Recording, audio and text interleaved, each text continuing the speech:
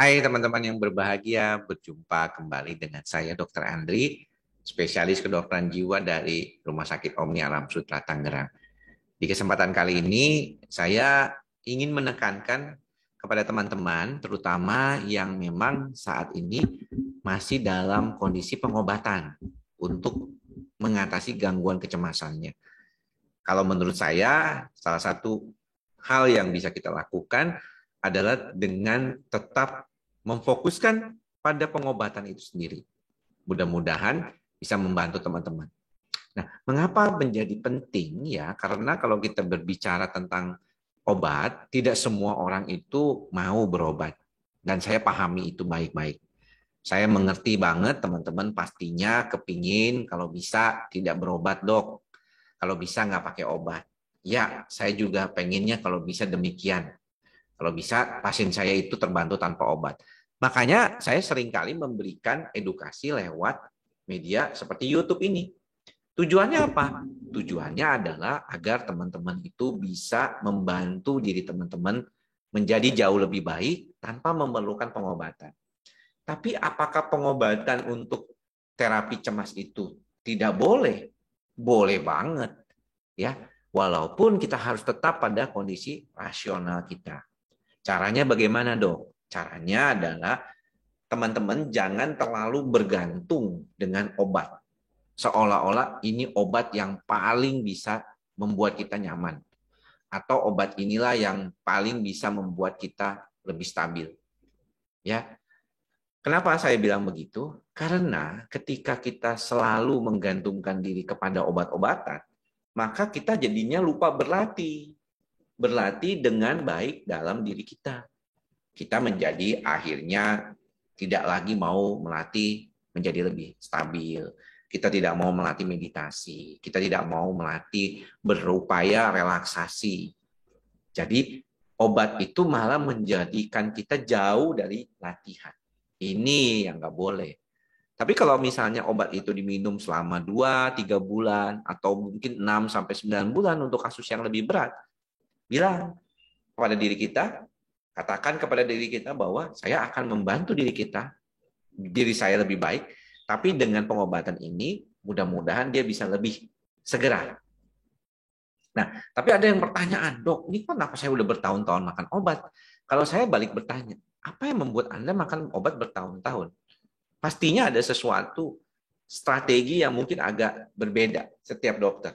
Ya, kalau saya seringkali memang menanyakan, inilah sebenarnya kadang-kadang walaupun pasien suka diberi kopi resep untuk diulang, tapi kadang-kadang saya bilang jangan lama-lama, 3 bulan kontrol supaya saya tahu apa bisa dilepas atau tidak. Jangan ngira-ngira sendiri, ya. Jangan lepas sendiri. Lepas itu harus atas izin. Dan saya bisa loh. Saya pernah beberapa kali gitu menulis di dalam medical record saya lepas pengobatan. Jadi si pasien datang itu dia tidak lagi menggunakan obat. Dia hanya dapat resep kalau misalnya nanti dia butuh. Tapi dia nggak perlu ambil sekarang. Jadi memang sebenarnya tujuan dari pengobatan itu sepertinya untuk membantu. Karena kita tahu dari beberapa literatur dikatakan lebih dari 40% kasus gangguan kecemasan lah contohnya, itu memerlukan pengobatan untuk masalah genetik di otaknya.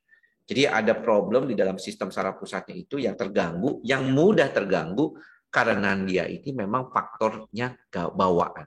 Jadi kalau ditanya apakah gangguan kecemasan itu ada faktor genetik? Yes, ada. Apakah diturunkan langsung dari orang tua ke anaknya? Tidak. Tidak selalu. Ya, kadang-kadang mungkin orang tuanya tidak masalah, tapi dia punya bakat genetik dari kakek neneknya. Kakek neneknya yang cemasan, anaknya orang tuanya si pasien ini tidak terlalu, tapi kemudian si pasiennya terjadi. Itu dikarenakan karena faktor lingkungan yang dominan membentuk kondisi seperti ini. Jadi ada faktor genotip, ada faktor fenotip, di mana lingkungan menyebabkan terjadinya perubahan di dalam gen orang tersebut. Sehingga membuat dia menjadi lebih gampang cemas, lebih gampang merespon situasinya. Bayangkan kalau teman-teman itu berada pada situasi yang cukup nyaman. Keadaan sehari-hari nyaman, tenang, rileks, santai. Ya, Anda nggak bakalan tuh merasa perlu untuk berobat. Ngapain berobat orang udah santai? Tapi ketika Anda merasa deg-degan, was-was tanpa sebab, kenapa ya? Anda harus perhatikan, jangan-jangan sebenarnya problem itu sudah terjadi jauh sebelumnya. Ya, faktor genetik dan lingkungan lah yang memicu terjadinya kondisi seperti ini. Sama juga kalau kita mau berbicara tentang masalah lambung dengan kecemasan. Basicnya memang ada kerentanan di lambung orang tersebut. Ini yang mungkin nanti akan kita bicarakan pada kesempatan selanjutnya. Tetapi kembali ke keadaan bagaimana pengobatan itu mengatasi adalah bagaimana mempertahankan situasi kecemasan ini menjadi lebih less atau lebih berkurang. Otak di dalam konteks amigdalanya menjadi lebih tidak responsif.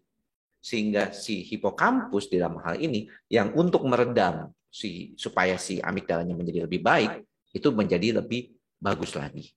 Jadi tidak perlu terlalu menekan berlebihan karena dia amigdalanya sudah bagus dan dia jadi nggak kecapean gitu sistem saraf ini dan akhirnya menjadi lebih baik. Ingatlah selalu bahwa kondisi inilah yang paling penting harus kita perhatikan. Dan jangan lupa teman-teman selalu jangan lupa mantra kita bersama ya, ikhlas, sabar dan sadar. Mudah-mudahan semuanya bisa berbahagia. Sampai bertemu lagi di lain kesempatan. Semoga semua makhluk berbahagia, semoga teman-teman juga berbahagia. Salam sehat jiwa. Bye-bye.